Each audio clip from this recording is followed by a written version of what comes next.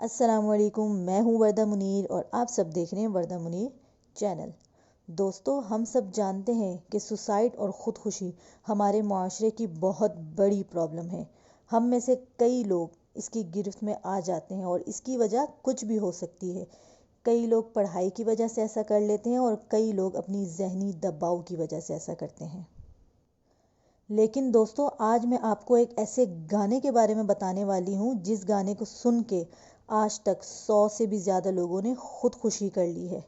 जी हाँ, ये एक ऐसा सॉन्ग है जिसको सुनने के बाद लोग पता नहीं क्या क्या सोचने लग जाते हैं। उनके दिमाग में ऐसा क्या चलता है और पता नहीं उनके दिमाग में क्या होता है कि वो ख़ुदकुशी कर लेते हैं।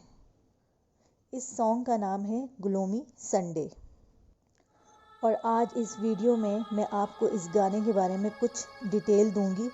वीडियो शुरू करने से पहले मेरे चैनल को सब्सक्राइब करें और बेल आइकन को दबाना तो बिल्कुल भी मत भूलें। तो चलिए बिना टाइम वेस्ट किए वीडियो की तरफ चलते हैं। दोस्तों, ये बात सन 1933 की है जब हंगरी के रीजो सरीस ने इस सॉन्ग को कंपोज किया था। इस सॉन्ग में उन्होंने बेसिकली वॉर्स के बारे में बताया था।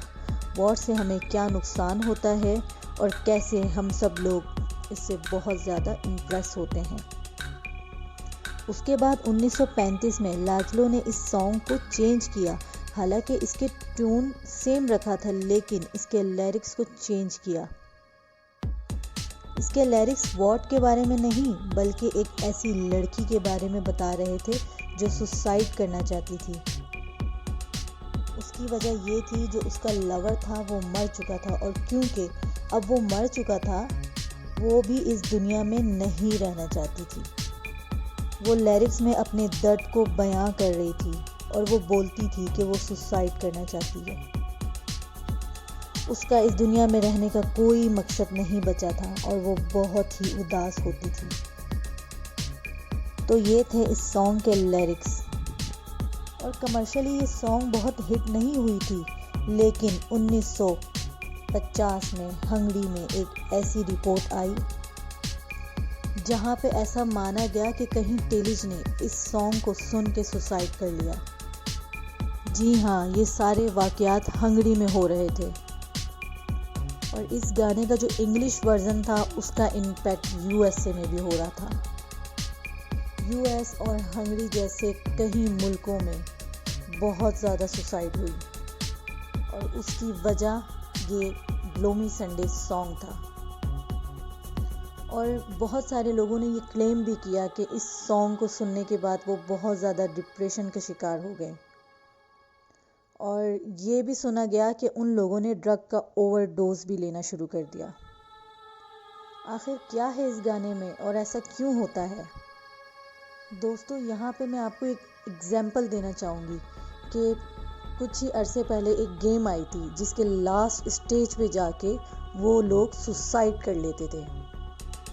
असल में ये जो चीज़ें होती हैं, जो गेम होती हैं और जो ये सॉन्ग वगैरह होते हैं जिसमें बहुत सारी चीज़ों को बुरा दिखाया जाता है जिसकी वजह से लोग बहुत ज़्यादा डिप्रेशन का शिकार हो जाते हैं।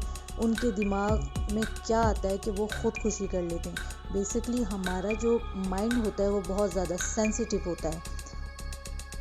तो जब हम इस तरह की चीज़ें सुनते हैं या देखते हैं तो हमारे माइंड में बहुत अजीब ख़यालात आने लग जाते हैं और फिर उसकी वजह से हम ये गलत कदम उठाने पे मजबूर हो जाते हैं।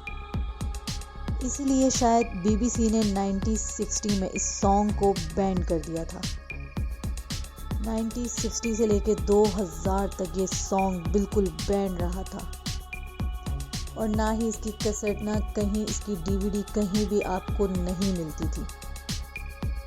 यहाँ तक कि ये भी सुना गया था कि 1968 में इस सॉन्ग के ओरिजिनल कंपोज़र ने भी ख़ुदकुशी कर ली थी।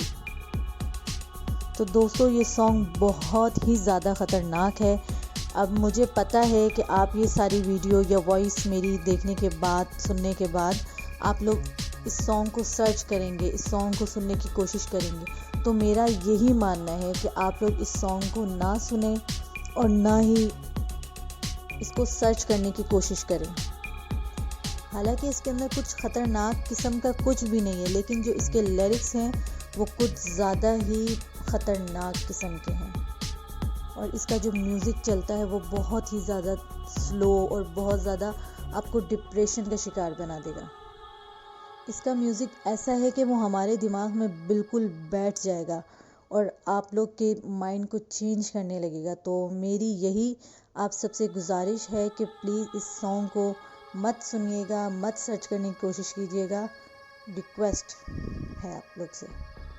असल में इस सॉन्ग को सुनने के बाद हम अपनी दुनिया की जितनी भी अच्छाइयाँ हैं उनको छोड़ के हम इस सॉन्ग के अंदर घुस जाते हैं, इस सॉन्ग को सुनने लग जाते हैं। इसके लिरिक्स आपको समझ नहीं आएंगे, लेकिन इसके लिरिक्स इस तरह के, इसका म्यूज़िक इस तरह का है कि आपका माइंड बिल्कुल चेंज हो जाएगा, आप डिप्रेशन में आ जाएंगे, बहुत ज़्यादा कुछ हो जाएगा। तो प्लीज़ मैं दोबारा से आप लोग से रिक्वेस्ट कर रही हूँ कि इसको सर्च करने की या सुनने की कोशिश मत कीजिएगा।